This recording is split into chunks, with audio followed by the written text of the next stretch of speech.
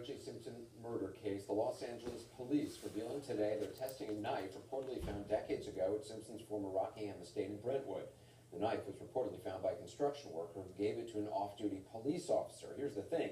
That officer, now retired, has finally, years later, handed it over to investigators. Simpson, as you likely know, was tried, famously acquitted. The murder weapon and knife was never found.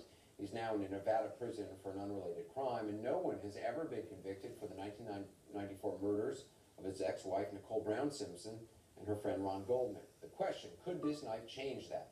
Joining me now is Tom Lang, the former LAPD lead detective in the case, and CNN contributor Lawrence Kobylinski, a forensic scientist and professor at New York's John Jay College of Criminal Justice.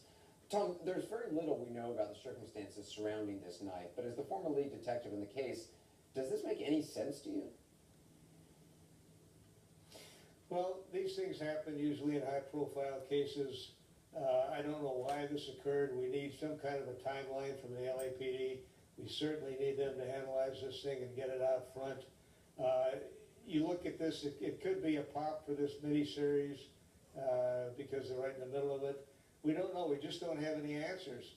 What you look for in a knife, though, is obvious. We want to see if there's any DNA or prints, but they should be able to eliminate this or inculpate it by just checking out the dimensions and see if it's dimensionally consistent with the wounds on the victims.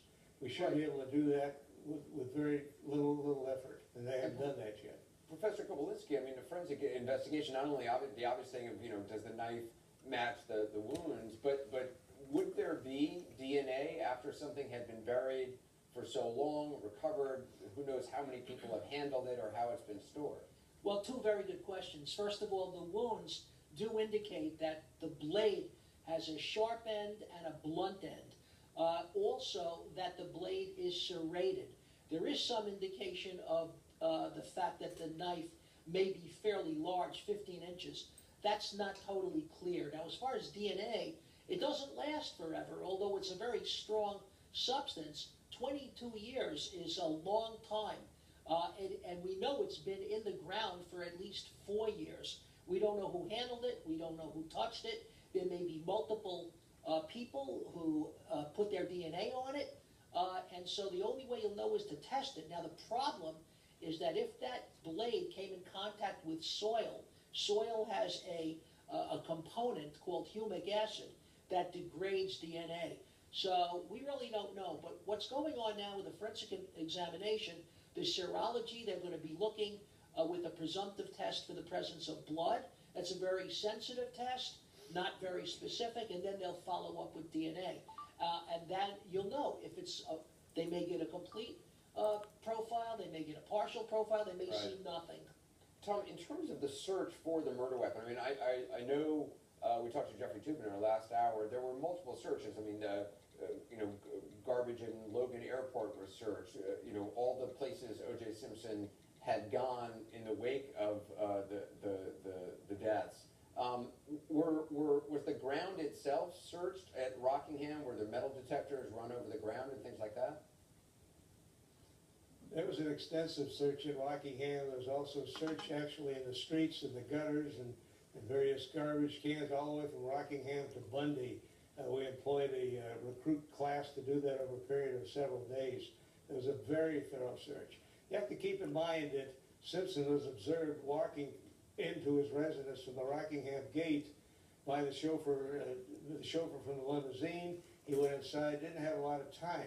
We find a bloody glove behind the bungalow. I believe he was en route to go behind the bungalow. There was an open area. There's nothing but garbage and trash there. Probably ran into the air conditioner. That's where Cato heard him, inadvertently dropped the glove and turned around and went the other way. We know he didn't get all the way back there because there were spider webs that were still in place just hours later.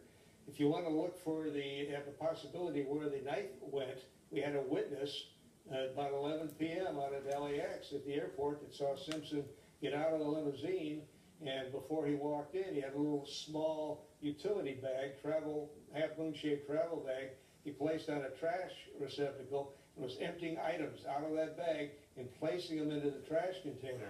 We didn't find out about this until 8 months later because this witness called the defense, who certainly didn't want to put this on. But if we're looking for shoes or bloody clothing or a knife, that's a good place to start. Unfortunately, it'd be an impossibility to find that today, or even at the time of the murder. Yeah, Tom Lang, I appreciate you being on with us. Lawrence Kopolinsky as well. Still a lot of questions to be answered about this very strange story. And you've seen an original series starts this weekend, looking at some of the dirtiest presidential campaigns in presidential history. Kevin Spacey's the narrator.